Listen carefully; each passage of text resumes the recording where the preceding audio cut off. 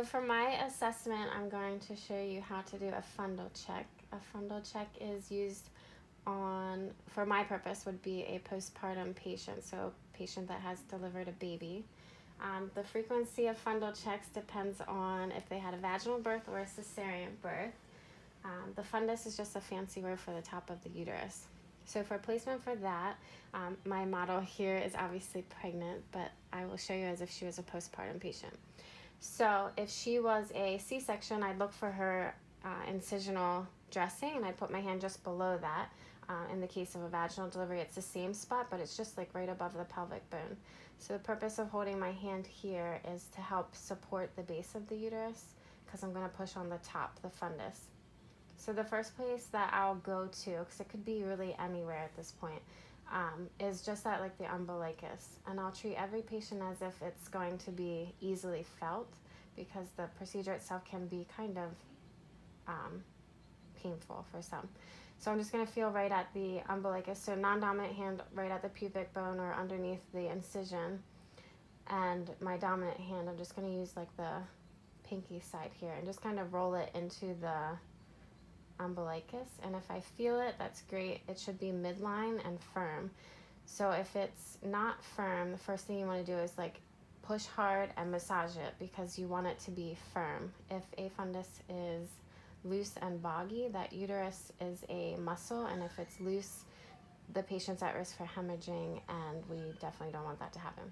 So pressing on it until it becomes firm. Sometimes people just need a little bit of massage to make it firm, and that's great. Other people, it could be a real problem. So the next thing, I want to make sure that it's midline, so right in the middle.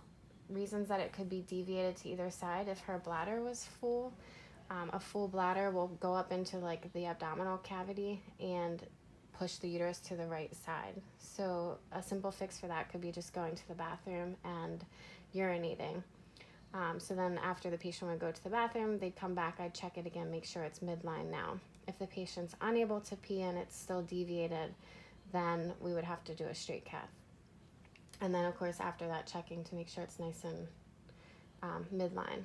So the reason we don't want it to be pushed to the side again is if the uterus or the bladder is blown up into the space where the uterus should be, it could in turn make the uterus boggy and cause an issue with that uterus cramping down and put the patient at risk for hemorrhaging.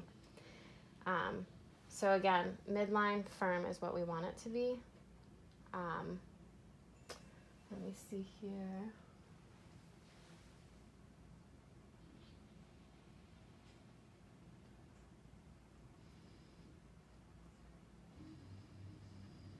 Okay. Oh, and I didn't show because for privacy reasons, obviously. So before you do a fundal check, you want to make sure that you look at their pad and see what kind of bleeding they have before you're pushing.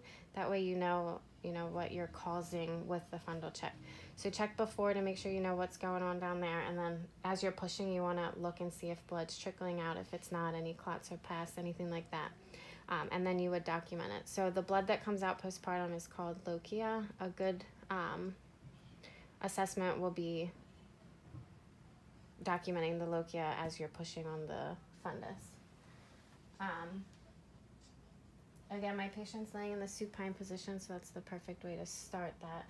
If patients are with their head of the bed elevated, then it could potentially make it feel like their uterus is up higher, which is fine. Everyone's uterus contracts down at different rates postpartum.